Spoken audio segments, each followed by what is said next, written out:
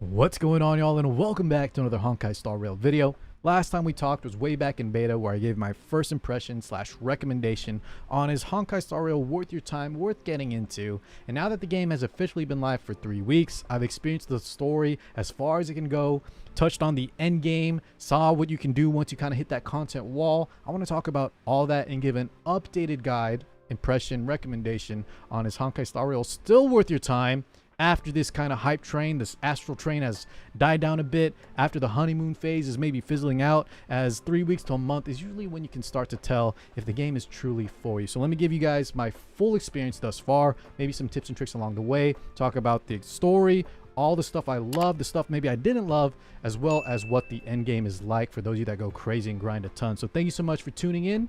Let's break it down.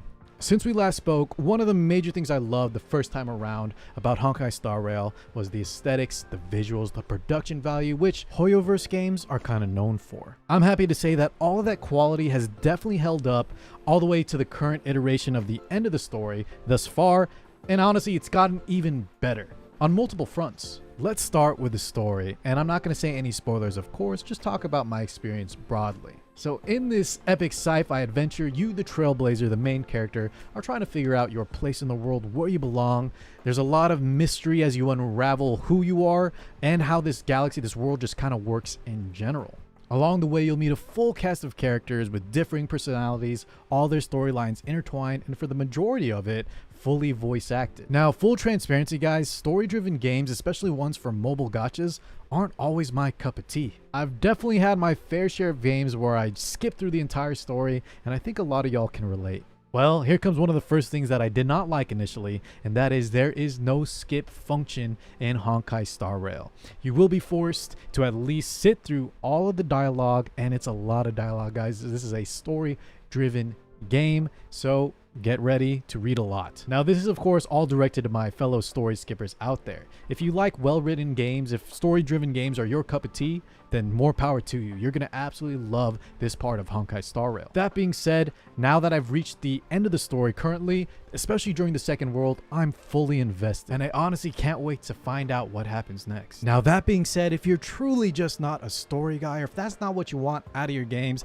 I still encourage you to keep watching, as I believe Star Rail will have something for everybody. Just understand that Star Rail puts a lot of emphasis and weight on the story-driven aspect part of the game, so if you really dislike reading, it could be a minor point of contention. Alright, enough talk about the story. Next up, I want to talk about the combat in Star Rail, because if you're not a story guy, then this is where I think the game will really grab you. And to highlight how much I love the combat in Honkai Star Rail, let's look at one of the endgame modes called the Simulated Universe. Now, you do actually unlock this mode very early on, which I want to touch on briefly, but I only mention endgame as it is one of the repeatable aspects that you can really grind, put a lot of work into, and get rewarded on a weekly basis. Now, the funny thing is, this mode, which could possibly be one of my favorite parts of the game, if not one of my favorite aspects of any game I've played in a long while, was actually not very fun at the start. In the beginning, when you first unlock the Simulated Universe, my first go around with it, I was not impressed. You're low level, the game is kind of holding your hand through the tutorial stages, and you really haven't unlocked or seen all of what it has to offer. And that maybe is one minor gripe I have. I wish they kind of previewed or at least gave you a taste of how fun it would be later on, as some players may not really realize how good this part of the game is. This is one of the biggest 180s I've ever had, as after the first few stages, when you really get into the meat of it, it just feels so fun. For example, when you first experience the Simulated Universe, a lot of the buffs you receive aren't even applicable to your characters. You hardly feel like you're powering up, but that quickly changes as you progress more and more into this difficult and challenging yet rewarding system. Given the roguelike elements to the Simulated Universe, every time you jump in feels like a brand new experience. In a game with no PvP, I think this is so important to keep players wanting to come back for more and more. In fact, I found myself wanting to jump back in even when my rewards were capped out for the week, because you can still progress your skill tree in this mode, and I think that's amazing, especially for free-to-play players. Ultimately, guys, I just can't praise the Simulated Universe enough. Hoyoverse really knocked it out of the park with this one. It really does have everything you'd want in an endgame mode, from the replayability, given the roguelike elements keeping things fresh and new, to the very challenging bosses and difficulty you'll encounter, but also giving amazing rewards on a weekly basis. And like I mentioned, if you're free to play and having trouble, you can still grind this out repetitively to upgrade your skill tree and feel like you're always getting more powerful.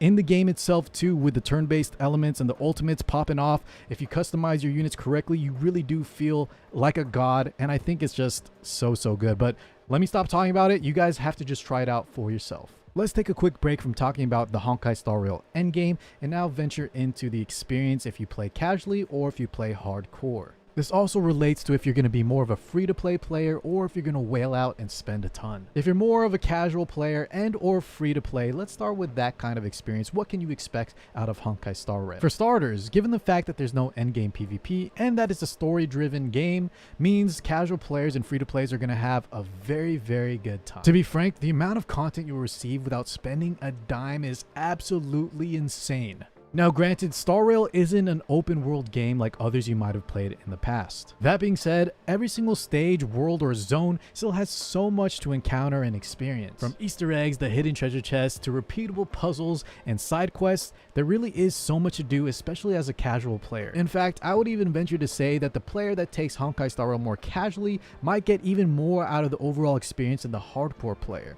That's because they're going to take their time in the story, really take enough time to 100% explore every single nook and cranny, and by the time they finish all of that, MiHoYo will already have more content for them. Not only that, but one of the other best things about Honkai Star Rail is the way they've implemented their dailies as well as their energy or trailblazer power system. In a lot of other games similar to Honkai Star Rail, the dailies can sometimes be too grindy, too time consuming, or just too tedious. No joke, depending on which ones you choose, dailies can be done in Star Rail in as little as a few minutes. On top of that, HoYoverse also shows how much they respect the player's time given the energy or trailblazer system. This is the daily or renewable energy system that gives you access to modes to grind gear, experience, and character upgrade materials. It's also one of the best ways to boost your overall account level, and all of this, guys, can be done within minutes in a full auto repeat mode. Now back to my hardcore players that want to sink their teeth into something challenging and have stuff to look forward to at the end game beyond the simulated universe that we already talked about. The Forgotten Hall is where you'll be able to scratch that hardcore itch. This endgame mode is challenging. It's going to require you at the later levels to build multiple teams,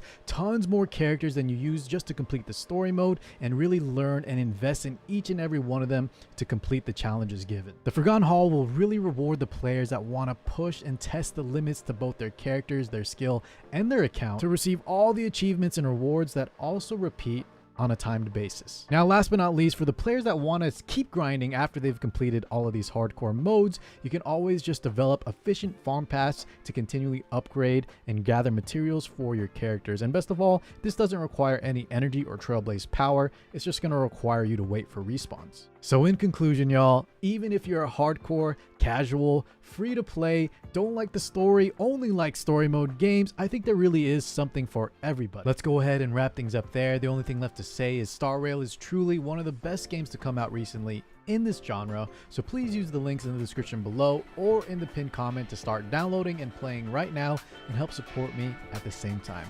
Thank you so much for watching, and I'll catch you all in the next one. Peace out, guys.